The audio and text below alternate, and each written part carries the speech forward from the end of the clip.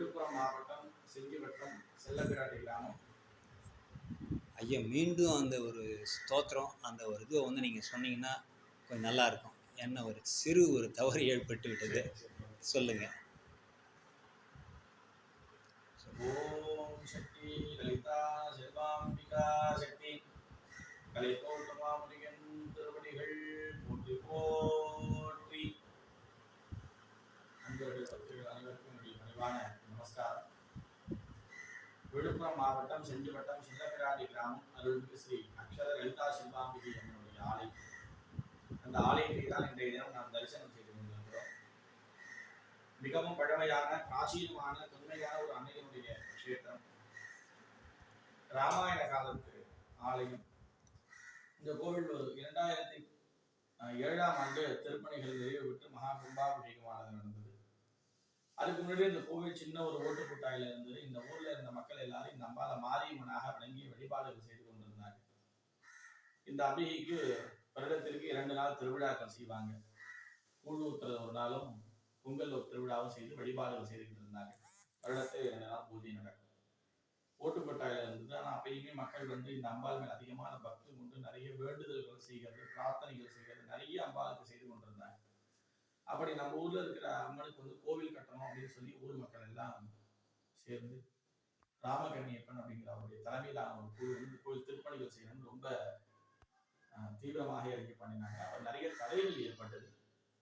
அம்பாளுக்கு சேவை செய்யும் பொழுது எப்படி தடைகள்லாம் ஏற்படுதுன்னு சொல்லி நிறைய அன்பர்கள்கிட்ட கேட்கும்பொழுது ரொம்ப ஒரு பழைய காலத்து விஷயமா இருக்குது. அதனால இந்த நம்பர் இதை பத்தின விஷயம் நிறைய தெரிஞ்சுக்கிட்டு பண்ணணும் அப்படின்னு சொல்றாங்க. அதுக்கு பிறகு கேரளாவில் உன்னிகிருஷ்ண பணிக்கர் அப்படின்னு சொல்லக்கூடிய பிரசன்ன ஜோஷியர். அந்த பிரசன்ன ஜோஷியரை பார்த்து அவர் தான் இந்த கோவில்ல வந்து தேவாலய பிரசன்னம்னு சொல்லக்கூடிய சோழி பிரசன்ன பார்த்து அதனுடைய வாயிலாகத்தான் இந்த கோவிலுடைய வரலாறு தெரிந்தது. ராமாயண காலத்துல வாழ்ந்த ரிஷ்யசிருங்கர், கலைக்கோட்டு மாமுனிவர், கும்பு மகரிஷி அப்படிலாம் பெயர் கொண்டு அந்த ரிஷ்யசிருங்கர் அங்க இருக்காரு. கும்பு மகரிஷி.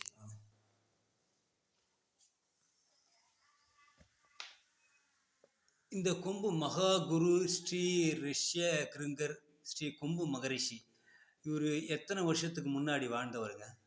ராமாயண காலத்துல வாழ்ந்தவர். ராமாயண காலத்துல அப்போ வந்து பல்லாயிரம் வருடங்களுக்கு முன்னாடி வாழ்ந்திருக்காரு. அந்த ரிஷியினால பிரதிஷ்டை செய்த அம்பாள் தான் இங்க மேல இருக்கக்கூடிய அம்பாள். மேல இந்த திரிசூலம் சூரியன் சந்திரன் போட்டு இருக்கக்கூடிய அம்பாள் தான் மூலவர். கீழே இருக்கக்கூடிய அம்பாள் இப்ப நாம கும்பாவளியத்தை பிரதிஷ்டை விக்கிரகமாக இருக்கின்ற அம்பாள் வந்து இப்பொழுது பிரதிஷ்டை செஞ்சிருக்கீங்க. எத்தனை இருக்கக்கூடிய யந்திரம் தான் மூலவர் வந்து ரிஷிகள் காலத்துல பிரதிஷ்டை செய்த அம்பாள். கீழே இருக்கிற அம்பாள் இப்ப கும்பாபிஷேகம் செய்யும் பொழுது நாம அம்பாள் வந்து பிரசன்னத்துல வந்து உருவம் பிரதிஷ்டை செய்ய சொல்லி உத்தரவு வந்ததுனால அதன் பிறகு பிரதிஷ்டை பண்ணியிருக்கிறாங்க. மேல இருக்கக்கூடிய அம்பாள் தான் மூலவர். அதான் ரிஷிசிருங்க மகர்ஷியால பிரதிஷ்டை செய்யப்பட்ட அம்பாள். இந்த கோவில்ல மூலவர் அம்பாளுக்கு உருவம் கிடையாது. அம்பாள் மேலே கீழே வரைக்கும் எந்திரம் கல்லுல வந்து 12 அக்ஷரங்கள்ல 12 கட்டத்துல வந்து அக்ஷரம். சூலம் வலது பாகத்திலே சூரியன், இடது பாகத்திலே சந்திரன், சூலத்துக்கு கீழே 12 கட்டங்கள், 12 கட்டத்திலே 12 மந்திர எழுத்துக்கள் ரிஷியினால் எழுதப்பட்டு மேலே இருக்கக்கூடிய 4 கட்டங்கள் பார்வதி, அடுத்த 4 கட்டங்கள் மகாலட்சுமி, அடுத்த 4 கட்டங்கள் மகா சரஸ்வதினு சொல்லக்கூடிய 3 தேவியர்களை ரிஷி சேர்த்து வழிபாடு செய்த அம்பாள் தான் இங்க இருக்கக்கூடிய அம்பாள்.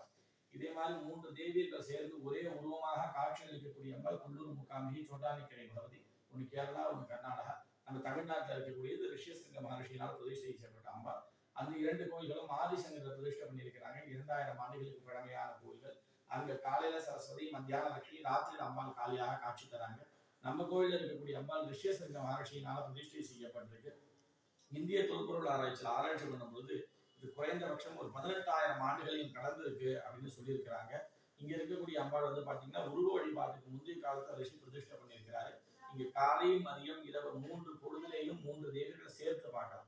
இது நம்ம தமிழ்நாட்டில் இருக்கக்கூடிய ஒரு பெரிய சிறப்பு. 3 சக்தியை சேர்த்து ஒரே உருவத்துல எங்கேயும் பார்க்க முடியாது. இந்த கோயில முப்பொழுதுலையும் 3 தேவிகளை சேர்த்து வழிபாடு செய்யக்கூடிய ஒரு சக்தி பீடம். அந்த விஷயம் வந்து அந்த காலத்துல பிரதிஷ்டை செய்து இந்த இடத்துல அம்பாளை பிரதிஷ்டை பண்ணியிருக்கக்கூடிய ஒரு அற்புதமான ஒரு க்ஷேத்திரம் இது. அந்த ரிஷிசிருங்க மகர்ஷியினால் பிரதிஷ்டை செய்யப்பட்ட அம்பாள். அந்த ரிஷியினால் எழுதி வழிபாடு செய்யப்பட்ட மந்திர எழுத்துக்கள் இன்னும் மூலவர் மேல இருக்கு. அதை அப்படியே காலங்கள்ல பார்க்க முடியும். 18 சித்தர்கள் வழிபாடு செய்திருக்கிறாங்க. இந்த அம்பாளுடைய மந்திரத்திலே சித்த மாத்திரை நமகான்னு ஒரு நாமாவளி உண்டு. சித்தன்னா சித்தர்கள், மாதான்னா தாய். சித்தர்களுக்கெல்லாம் அம்பாள் தாயாக இருக்கக்கூடியவர் அப்படின்னு அர்த்தம். 18 சித்தர்கள் அம்பாளை வழிபாடு செய்திருக்கிறாங்க. நிறைய ரிஷிகள் வழிபாடு செய்யக்கூடிய ஆலயம். இந்த கோவில்ல பூஜை நடக்கக்கூடிய நேரத்துல நிறைய தேனீக்கள்லாம் பறக்கும். இவ்வளோ தேனி இருக்கும்போது நம்ம போனால் தேனி நம்ம கொட்டி எவ்வளோ தேனி பறக்கும். தேனி பறக்கும்போது சத்தம் வரும். தேனி அமைதி யாரையும் கடிக்கிறது இல்லை. நிறைய அன்பர்கள் நம்ம எல்லாருமே நேரில் பார்த்துருக்கிறோம். இந்த ஊரை சுற்றி 8 கோவில் இருக்கு. விநாயகர், வேடியப்பன், வனதுர்கா, பிடாரி, சப்தகன்னி, ஐயனார், சூரணி, அம்மச்சார்னு அம்பாவை சுற்றி 8 ஆலயங்கள் அமைக்கப்பட்டிருக்குது.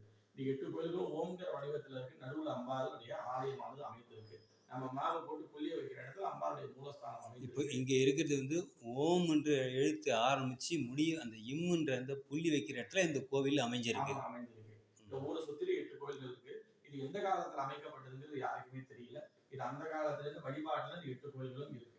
அந்த 8 கோயிலும் ஓம்ங்கிற வடிவத்துல இருக்கு. நடுவில் அம்பாள் இருக்காங்க. இந்த ஊரை சுற்றிலும் எல்லா பக்கத்துலயும் மலைகள் இருக்கும். மலைகள் சூழ அந்த காலத்துல மகாதேவி கஷேத்திர வனம்னு இது காடா இருந்திருக்கு. காலத்துல காடுகள்லாம் அழிஞ்சு போச்சு. இந்த ஊருடைய பழைய பேரு நம்ம பிரசன்னத்துல பார்க்கும் பொழுதுலாம் மகாதேவி கஷேத்திர வனம் அப்படின்னு தான் நமக்கு தேவி கஷேத்திர வனம். மகாதேவி கஷேத்திரம். மகாதேவி கஷேத்திர வனம். வனம்னா காடு. வனம்னா காடு. அம்பாள் இருக்கக்கூடிய பகுதி மகாதேவி கஷேத்திரம்னா அம்பாள் இருக்கிற பகுதி ஒரு காடா இருந்திருக்கு. காலத்துல காடுகள்லாம் அழிஞ்சு போச்சு. அப்புறம் கிராமங்களா இது மாறி இருக்குது. ஊரை சுற்றிலும் மலைகள், மலைக்கு நடுவில் தான் அந்த காலத்துல இது ஒரு காட்டுல தான் ரிஷிகள் எல்லாம் அம்பாளை பிரதிஷ்டை செய்து வழிபாடு செய்திருக்கிறாங்க. இந்த அம்பாளை வந்து நிறைய மன்னர்கள் வழிபாடு செய்ததாகவும் நமக்கு தகவல்கள்லாம் கிடைச்சிருக்கு. நம்ம செஞ்சிக்கோட்டை ஆட்சி மன்னர் ராஜாராய சிந்தி தினமும் வணங்கி இருக்கிறார். அதுக்கு முன்னாடி இந்த பகுதி ஆட்சி மன்னர் விஜயநகர பேரரச மன்னருக்கு தொழுநோய் ஏற்பட்டு இந்த அம்பாளை வணங்கி தொழுநோய் நிவர்த்தியானதாக ஒரு தகவல். அதுக்கு முன்னாடி பல்லவ மன்னர்கள் வணங்கி இருக்கிறாங்க, சோழ மன்னர்கள் வணங்கி இருக்கிறாங்க. இந்த ஊருடைய பழைய பேர் வந்து பாத்தீங்கன்னா மகாதேவி கஷேத்திரம். சோழ மன்னர்கள் காலத்துல தான் செல்ல பிராட்டின்னு பேர் வந்தது. சோழ மன்னர்கள் வழியா போருக்கு போகக்கூடிய சமயத்துல இந்த இடத்துல அம்பாளை வழிபாடு செய்துட்டு போன போதெல்லாம் மன்னனுக்கு நிறைய வெற்றிகள், செல்வங்கள்லாம் கிடைத்திருக்கு. இந்த அம்பாளை வணங்கினா நிறைய செல்வங்கள் கிடைக்குது. செல்வங்களை எல்லாம் அருளக்கூடிய பிராட்டியா இருக்கிற ஊர்னு சொல்லி இந்த ஊருக்கு செல்ல பிராட்டி அப்படின்னு பெயர் வந்ததாகவும் ஐதீகம். ஒரு நிமிஷம்.